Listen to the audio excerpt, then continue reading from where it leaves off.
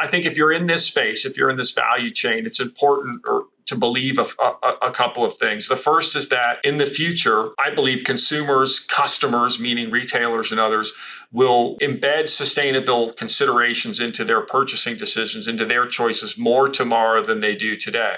Most of the data show that.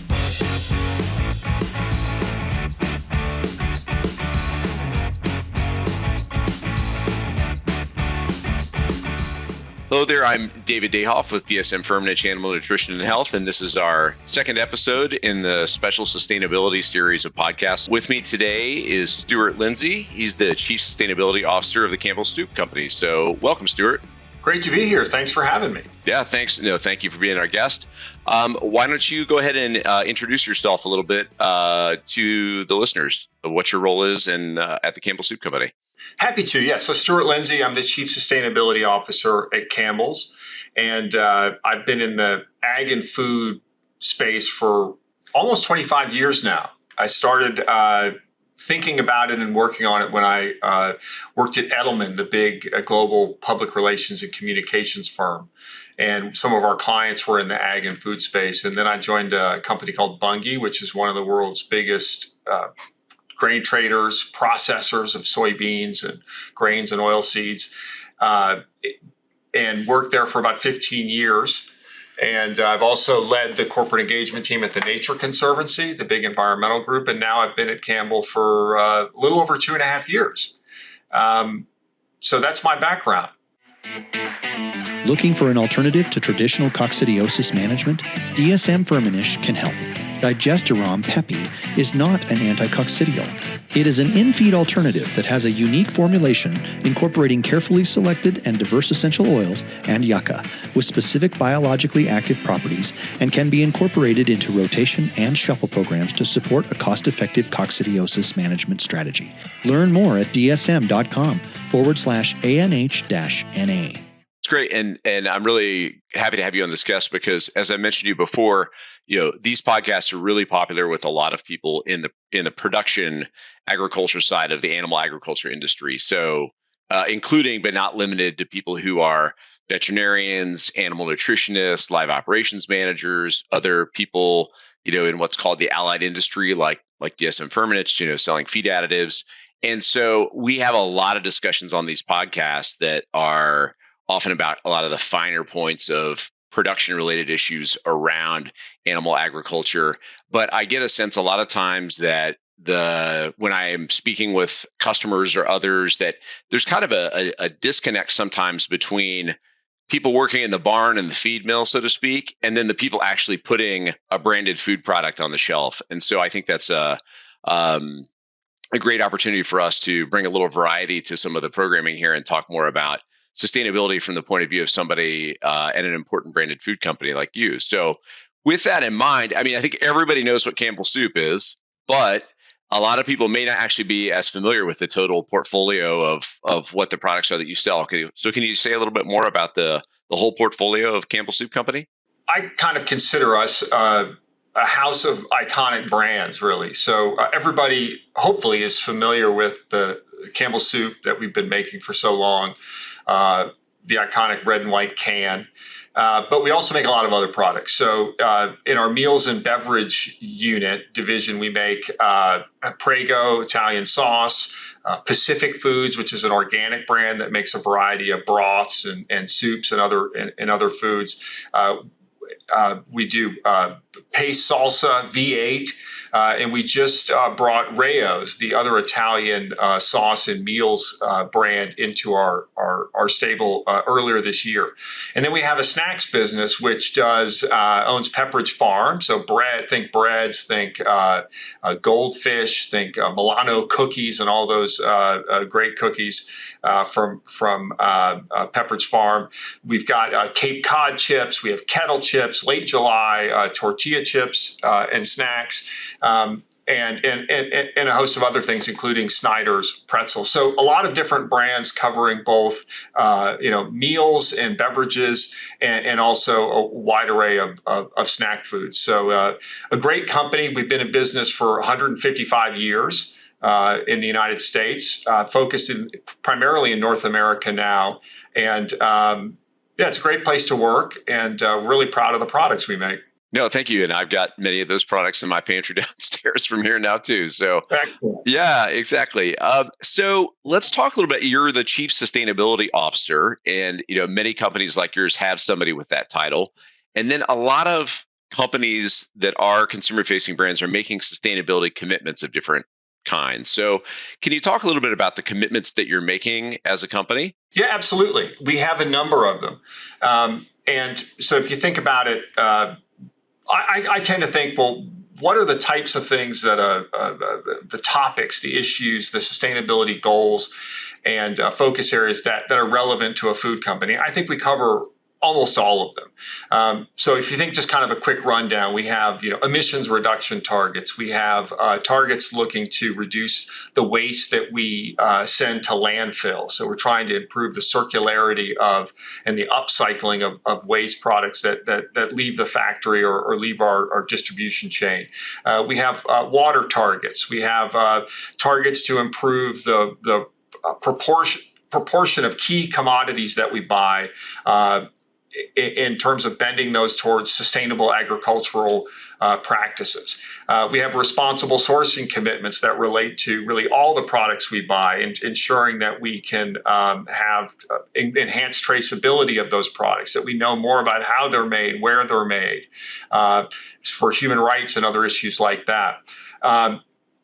And we have a variety of other kind of targets related to nutrition, related to packaging, trying to improve the recyclability, the compostability of our packaging. So if you think about the value chain, if you think about the way we operate our facilities, if you think about what the product is, how it's packaged, and what happens to it at the end of its life, those are all the things that we're focused on. I think sometimes sustainability, when you think about it, most people in the value chain are working on these things, and sometimes it feels like, well, we're all working on slightly different things. But in fact, I think it's all part of a larger set of themes. And most of what we're concerned about from this space, and I think most other food companies are concerned about, it's issues that we see developing in the marketplace or among key stakeholders, the investors, customers, employees even. And so I tend to think of it, and this really stems from my history, my background. I started working at Bunge, and I was really responsible for the enterprise level for communications, reputation management, supporting the CEO in that work. And it became clear to me pretty early on, and this is 20 plus years ago, that if we didn't handle as an enterprise, as a global public company, some of these sustainability topics, climate change, biodiversity, things of that nature, that I wouldn't really be doing my job as somebody who's trying to manage the brand, the reputation of this global enterprise. So I started to focus on those things and say, well, what can we do in these spaces? And that slowly over time became my job. And I still believe that if you're not fundamentally focused on these topics, that you're really missing both the opportunity to mitigate risk, but also just plain business opportunities. And so when people ask, well, why do you focus on these things? That was going to be my question. Yeah. So why bother making these commitments? Like, who really cares? So I come back to a few things and a few trends. And so I think if you're in this space, if you're in this value chain, it's important to believe a couple of things. The first is that in the future, I believe consumers, customers, meaning retailers and others, will embed sustainable considerations into their purchasing decisions, into their choices more tomorrow than they do today. Most of the data show that. And I know there are puts and takes where the data say it, but yet no one seems to be at the retail cash register paying explicitly for it, or there are gaps there. In some cases they do, some cases they don't. But I believe that those trends, they've all been heading in one direction for a long time. And I don't see anything both from a research perspective or even from a qualitative kind of perspective out in the marketplace that would say that those trends aren't continuing, right? And so the question would be, well, where do you intersect those trends in the best way for your business? And it may be more relevant to certain products than others, but I believe that's happening and will continue to happen. And the second thing is we see a repricing of environmental assets, right? both from a risk perspective, where the cost of environmental challenges, heat days, flooding, et cetera, has an impact. And you see that kind of percolating through the insurance market, but also from an opportunity perspective where, there are new markets being created, as we all well know, in the ag and food value chain for carbon sequestration, for ecosystem services. You know that from your own history. So that's a trend that's happening too, right? Which means that markets are being changed, and you see repricing of things both from a carbon perspective, from a cost of carbon, but also, on the packaging side, there's legislation now about extended producer responsibility. This is all a repricing of things that formerly were externalized. And then when you layer on top of that data and you say, well, my gosh, you have AI, you've got the Internet of Things, you've got massive ability to both store, analyze data. All of these things have accelerating factors from the tech side. So put all those things together, and I think, those trends to me are very clear. And the challenge is then, and really the job, I think, of a chief sustainability officer in this space is, well, how do you translate that into more near-term considerations? What are the choices you make? And oftentimes the goals that we set, yes, they're informed by external demands, but they're also, tools to orient businesses and orient activities towards where these trends are going. There's not a perfect match. I don't want to overemphasize the granularity or the pure synchronization of it, but they're tools to manage trends. That's the way I think about it. So to double back a little bit, you talked about some of the goals before: emissions, greenhouse gases, but also some other things around water or other social variables, et cetera. And your company is a company famous for soup, goldfish crackers, cookies, tomato sauce. So, here I am working on an animal ag podcast, so people who are concerned about, people that make coffee or that make crackers and cookies, like, why is it relevant to you actually to be talking to an audience of people that are in the, let's say, the beef and cheese and pork business? Sure. Well, I would start with just maybe 3 words, which would be chicken noodle soup. So that might say it all. I don't know. That's right. I think we have protein of various types: chicken, pork, beef, seafood in the soups that we sell. If you think chunky is a lot of beef based soups in that line, in that brand. I just mentioned chicken noodle soup, but you think about there's a lot of cheese used in the production of goldfish. We sell a lot of broths and stocks. The Swanson brand is a Campbell brand, so all of the the chicken stocks, beef stocks that you can buy at the store, Pacific in the same area. So we have, and of course, Prego and Rayo's have meat sauces. So there's very, very important ingredients to a lot of the products that we make.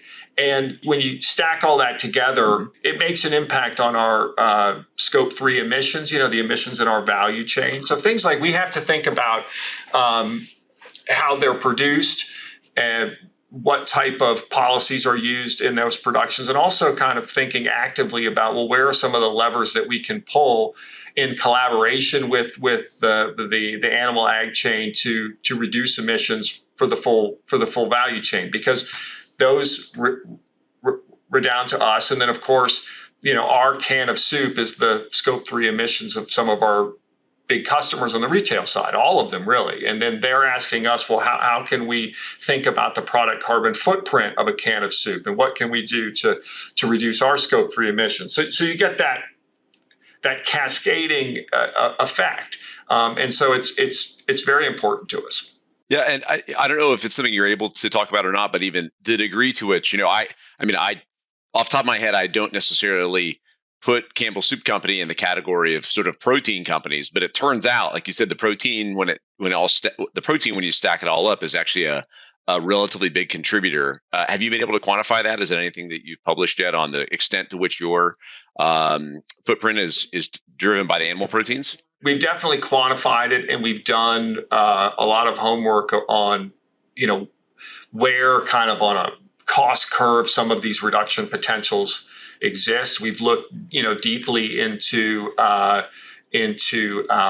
the new technologies that are coming out, some of the market solutions that are coming out, and we have the intent to do more partnerships in those spaces, be it in dairy or in the, let's say, the meat protein side of things.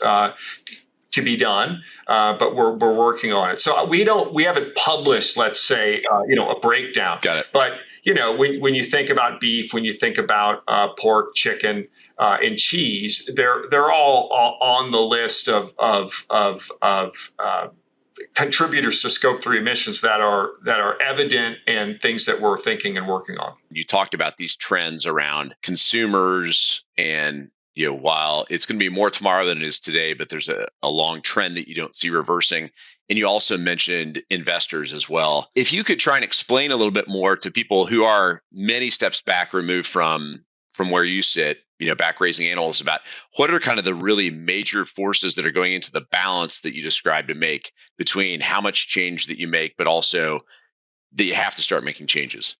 I guess your question is kind of what are some of the factors that sit higher on the list. So it's really a mix of things, and it's changing and evolving fairly steadily, or consistently, I should say. So I don't think I could say, well, it's absolutely this above all others. But if you think about it, we have and most folks in this value chain are working on the same challenges, right? We're all kind of looking at the same problem from different angles. And I think one of the great things about the ag and food industry is that it has been working on these in a lot of creative ways for many years. And so many of us have collaborated on platforms or in groups that have been working on this and trying to unpack a very challenging question for a long time. And so that's exciting and I think beneficial. So I'm sure there are folks in the animal ag value chain who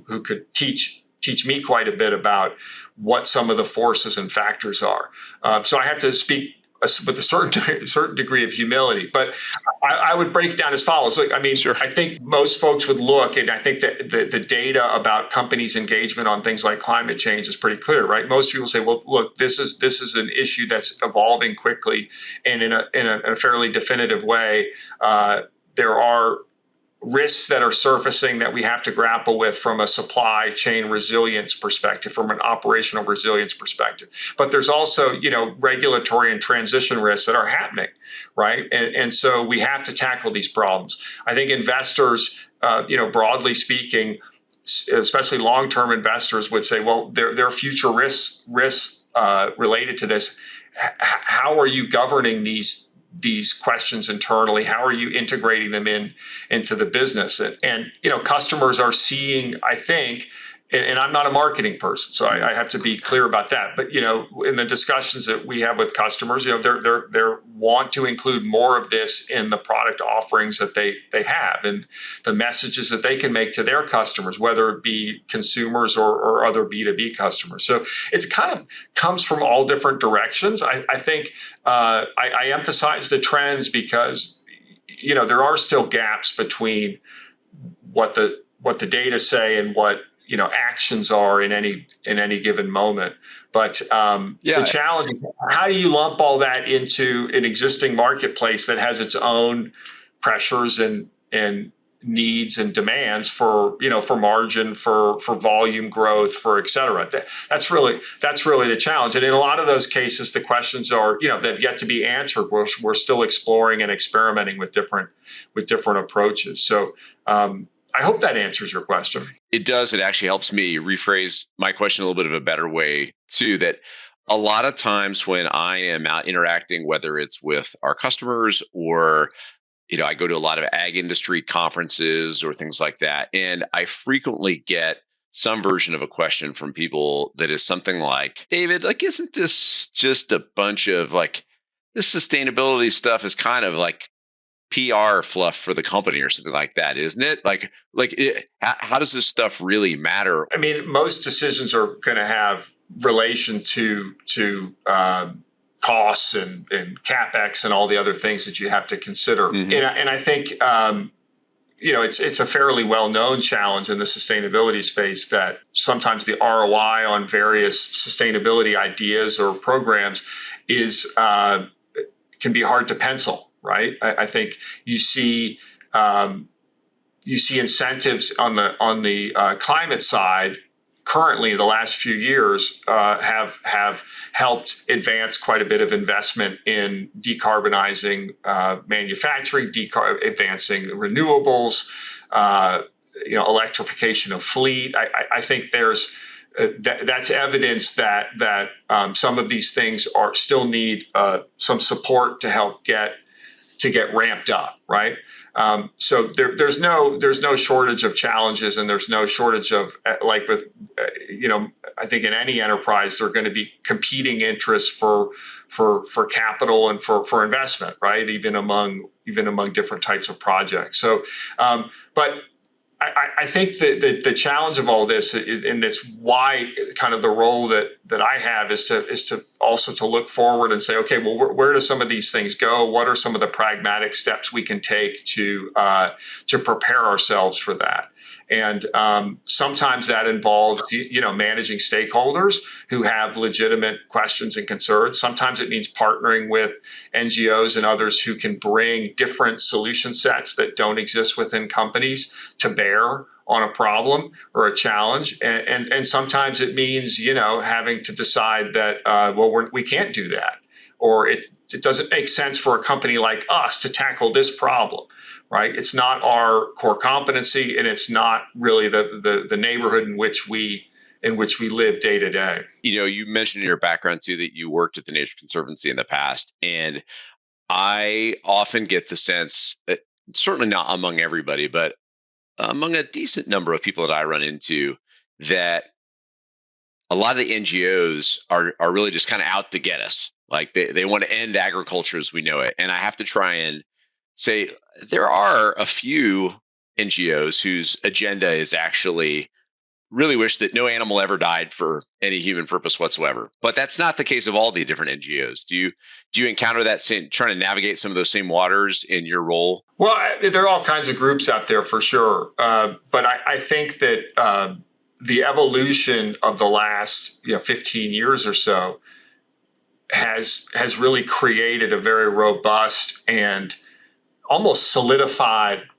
type of partnership among business and what I would call, project or solutions-based NGOs. So, and those could be extremely beneficial and very pragmatic, and are really actually quite essential to unlocking some of the potential that are out there. So, if we want to see the development of, more robust markets for ecosystem services, for carbon sequestration, for sustainable agriculture, and the benefits thereof, right? And benefits that could accrue at many different parts of the value chain, from the feed producer to the rearer of an animal, or to a dairy operator, what have you. That's going to require a combination of science. It's going to require market mechanisms and business. It's going to require social agreement and support. It's going to require policy, and businesses can't do that by themselves. And I think what's interesting about NGOs, and what I certainly saw when I worked at TNC, and we worked with companies, that was our group's job, was to do that, and we worked with big ones in the food and ag space. You basically have some of the smartest people you'll ever meet bringing a very different perspective to the same challenge of, be it, we did quite a bit of work on, beef, grazing, and things of that nature, right? What's a sustainable roadmap for beef production in the U.S.? And that's where you get the perspectives from a scientific lens that would say, actually there are benefits to having cattle graze in the Great Plains and in the northern plains of the United States, because it actually has a beneficial cycle to biodiversity. It protects it values grasslands, right, which have enormous benefits that aren't even really quantified adequately today.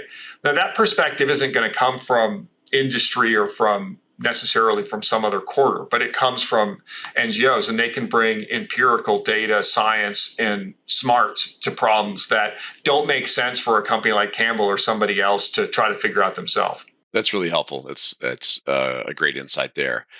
You just mentioned biodiversity. We mentioned earlier you in your introduction you covered a handful of different things that you have commitments on. Is there anything specific related to animal welfare that is a big thing that's on the radar of you and your colleagues at Campbell's? Well, we have a few animal welfare goals. We have a gestation crate-free pork commitment that we met. We have and so we're sourcing under that methodology. We have we buy chicken meat. So coming back to like chicken noodle soup and the rest from chickens that are raised in environments that have litter and enrichments, so it improved welfare environments. We have a cage-free egg goal that we're working towards. Our Pacific Foods brand has GAP Step 2 chicken commitment. So they're putting, for their products. So we have a handful of them. And that's a topic that we've been working on for quite a while.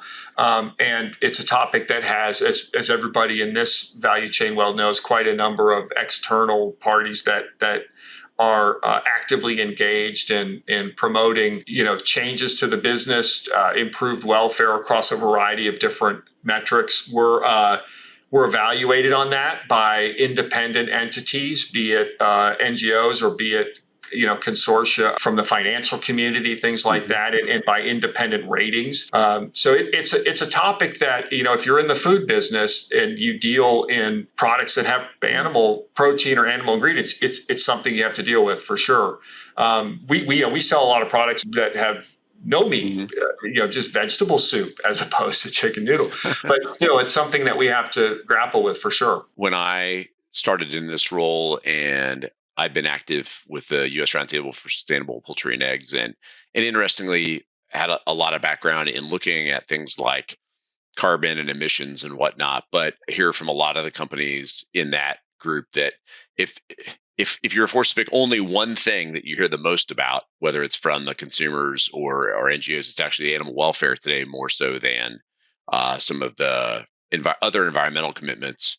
And I didn't know if you also felt that too, whether the pressure from investors or NGOs or whatnot upon you, or like you said, the independent third parties. It kind of depends upon month it is, I guess, but there's a lot of attention and increasing, regulatory action on climate and emissions, on packaging. I think if you look at some of the research and you ask generally consumers, well, what do you associate with sustainability? Packaging is top of the list. So I kind of put that in the same bucket as waste, of non-recyclability, et cetera. Animal welfare, clearly, as I mentioned, there's a large constituency of groups, and I think that does resonate with consumers at different levels. But, so does nutrition. So does environment, let's say biodiversity, preservation, restoration of nature. So a lot of these things it would be difficult maybe at any given moment to say, well, there's one that consistently rises above the rest. But with different groups, it tends to vary. So when I came back, what I originally said at the beginning of our discussion, which is, are we focusing on topics that are relevant? Do we think we're focused on the right topics for a food company? I think we are, and it's not a huge list, but it's a list that are all quite important. Again, this audience is heavily concentrated in people involved in raising animal agriculture. Are there any kind of just general either messages you would like to send this community, or what are the things that people that sit in your chair wish you knew more about related to what's going on back in the animal? The animal barns or in the feed mills? I'd like to know a lot more than I do. I think what's been one of the most rewarding for me personally elements of this job, of this career and sustainability, and especially in our industry, is that there is so much to learn, and it's so complex, and it's connected to so many different elements of life that, broadly speaking, be it social, political, economic, cultural, environmental, scientific, that it's kind of an endless learning journey. So there's a lot I'd like to know about the space. I think there's a tremendous amount of work that's been done in the dairy space through those groups about sets of practices that can be done on both the dairy side and also the feed input side. So we're obviously excited about anything that can come out of the industry that could be beneficial to the whole value chain in terms of our collective footprint. To me, I think the message that I hope maybe comes across in this conversation is that all of this is important to us down at the other end of the value chain. And I know it's hard to connect all those dots. We've all been working on that for a long time, and it can be challenging at certain moments. But the import, the level of attention, the level of interest is growing. And I think what used to be more kind of anecdotal many years ago, where we were, there was a challenge and we're working on it, or here's a project we're working on. It's far more institutionalized now. I mean, these things are embedded into governance, they're embedded into goals, they're embedded into the way companies are managed. They're far more embedded into the investment community, broadly speaking. The NGO world has only grown in the last 2 decades, right? I mean, they're far more organized, far more attuned to how to work with the market than they used to be. So this has become an institutionalized thing. So I guess what the message I'd like to convey is that I think there's a lot of potential here for value creation. And I think about ag being quite uniquely positioned as the stewards of true environmental systems, environmental assets, and that if there's potential to have those valued differently than they are today, that means there's more value creation opportunity. And so I hope that we can all, capture that, and that the systems we develop are efficient enough, that the standards and science point in a constructive way towards solutions, that it makes sense at all the different points it has to. And so I'm hopeful.